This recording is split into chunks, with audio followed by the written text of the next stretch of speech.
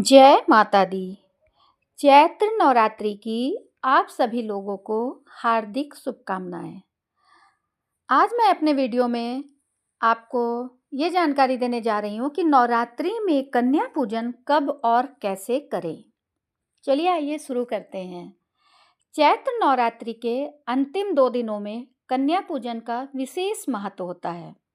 अष्टमी और नवमी तिथि पर छोटी कन्याओं को देवी दुर्गा का स्वरूप मानकर पूजा की जाती है, जिन्हें कंजक भी कहा जाता है।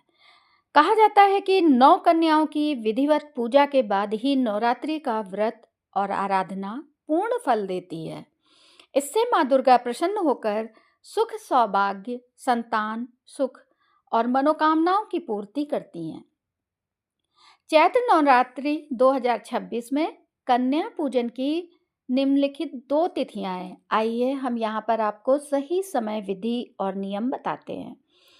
चैत्र नवरात्रि में कन्या हम 2 दिन खिला सकते हैं। पहली है दुर्गा अष्टमी, जो कि 26 मार्च 2026 दिन बृहस्पतिवार को है, और दूसरी है महानवमी 27 मार्च 2026 शुक्रवार।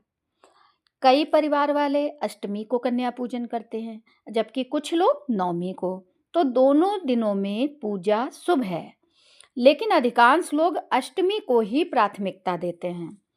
पूजा का मुख्य मुहूर्त क्या है? 6:18 से 7:50 तक, और फिर दोपहर में है 10:55 से 1:59 तक।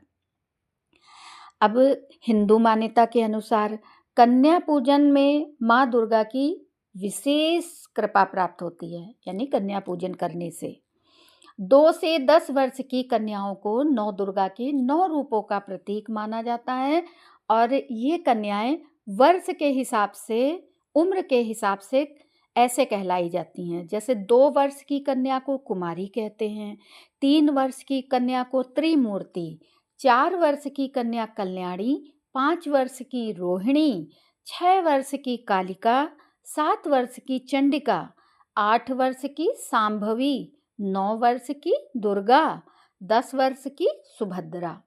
इनकी पूजा से साधक की 9 दिनों की साधना सफल होती है और पूरे साल नौ दुर्गा का आशीर्वाद बना रहता है। अब आप कन्या पूजन की तैयारी कैसे करेंगे? तो कन्या पूजन की तैयारी 1 दिन पहले से शुरू करें। पहले कन्याओं को जाकर आमंत्रण दें। उनके आने पर सबसे पहले उनके पैर धोएं, आलता लगाएं, रोली कुमकुम से तिलक करें, फूलों की माला पहनाएं, और 9 कन्याओं के साथ एक बालक, जिसे लंगूर या बटुक भी कहते हैं, उनको बुलाना भी शुभ माना जाता है, जो कि भगवान भैरव का प्रतीक हैं।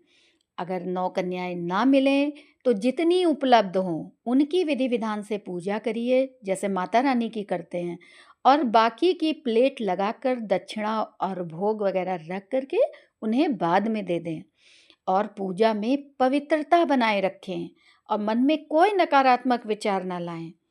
अब पूजा कैसे करेंगे? तो सबसे पहले अगर आप अष्टमी के दिन कर रहे हैं कन्या पूजन, तो भगवान गणेश की पूजा करें, फिर माँ महागौरी की पूजा करें। अगर आप नवमी के दिन खिला रहे हैं कन्याएं, तो पहले गणेश भगवान जी की करें, फिर माँ सिद्धिदात्री की पूजा करें।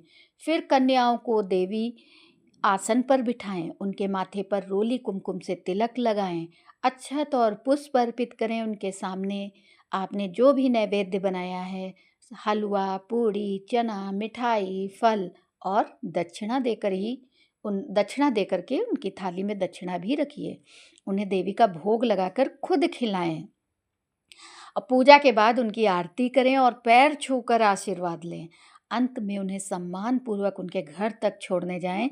घर तक नहीं छोड़ सकते तो आप अपने घर के दरवाजे तक उन्हें छोड़ने जाएं। कुछ लोग 9 कन्याओं के साथ 3 बालकों को भी बुलाते हैं, जो कि गणेश, भैरव और हनुमान जी का प्रतीक होते हैं। कन्या पूजन से साधक को संतान सुख, सौभाग्य, धन धान्य, शत्रुनाश की प्राप्ति होती है। ये पूजा नवरात्र की साधना को पूर्ण करती है, और अगर हो सके आप उन कन्याओं को कुछ गिफ्ट भी दीजिए। कहते हैं कि ना कि माँ अपने घर से जा रही हैं तो कन्याएं माँ के रूप में हैं, तो वो कन्याएं जितना खुश होंगी उतना ही आपके घर में सुख, समृद्धि और प्रसन्नता आएगी। तो जय माता दी। आपको ये जानकारी कैसी लगी हमें कमेंट करके अवश्य बताएं और मेरे चैनल को सब्सक्राइब भी करें। धन्यवाद दोस्तों।